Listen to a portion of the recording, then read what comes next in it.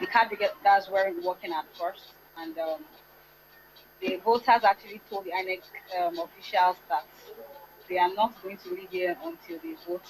So the INEC officials went to Yaba to get the cards, and they came back around 3 p.m. and the voting started around about that time, and people came out, calling themselves the INEC officials are here, come out to vote, and I've been calling friends and families elsewhere. It's been very impressive, and I'm proud to be a Nigerian today.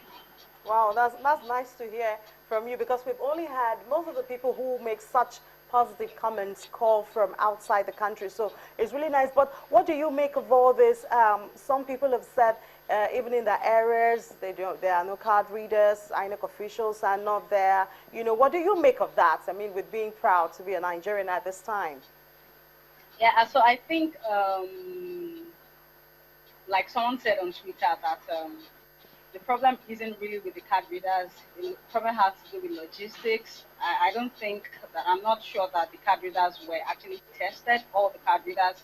Like what happened at Utweket this morning, when the president was unable to, get accredited after about 3 to 4 attempts. I think that was wrong and very unacceptable. And so I had a family friend who was voting at Ijesha, Rafiu Payana, Agleji had to be precise. They were able to vote, and we were asked to come back tomorrow. So I think that's really unacceptable. And then INEC coming back later to say that manual registration, accreditation should be done. So I don't know how the votes are going to be counted. We're trying to avoid rigging. So I don't know how the process is going to. I don't know if the process is still going to be free and fair. So we're hopeful and we're very at alert. Okay.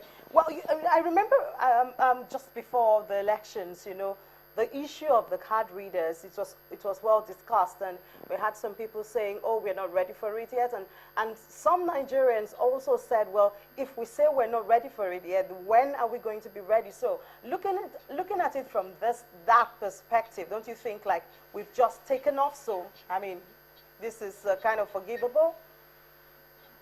Yeah, so I don't think that the card readers, I don't think that the failure percentage of the card reader is actually, about 100%. It's still very commendable.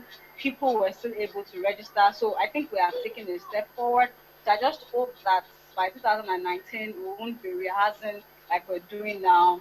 I'm sure that INET would have been able to perfect, registration and accreditation process, and card readers would, you know, be tested before elections and all that. So I don't think it's a total failure. I think it's a welcome idea that needs to be perfected. All right, Olamide, just before we let you go, what was your own personal experience with the card reader?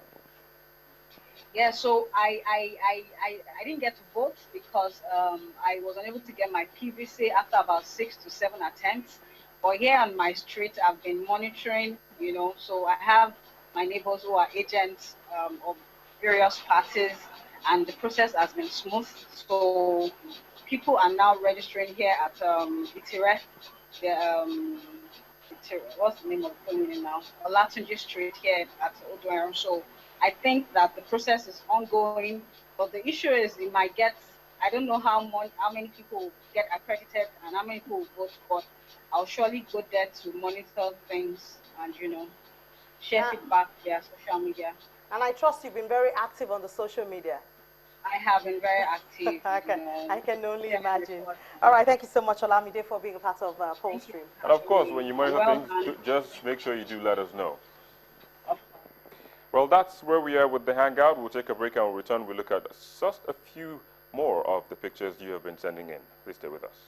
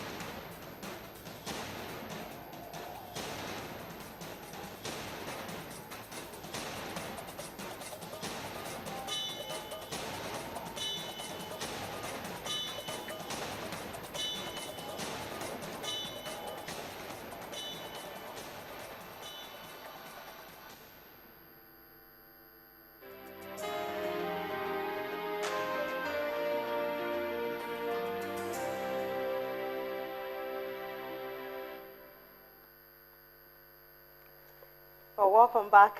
Those are pictures you had sent before. Now we have some which you haven't seen. We'll just take a few just before we hand over to the Nigeria 2015 main studio. Okay, we have this picture sent by an eyewitness reporter which shows electorates defying the rains and waiting to cast their ballot.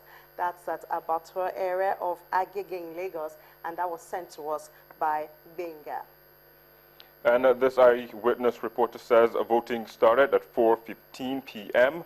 due to delay in arrival of ballot papers, and that's according to Mr. Yomi Ogunowo, who is registered at Ani Baba Street polling station in Lagos.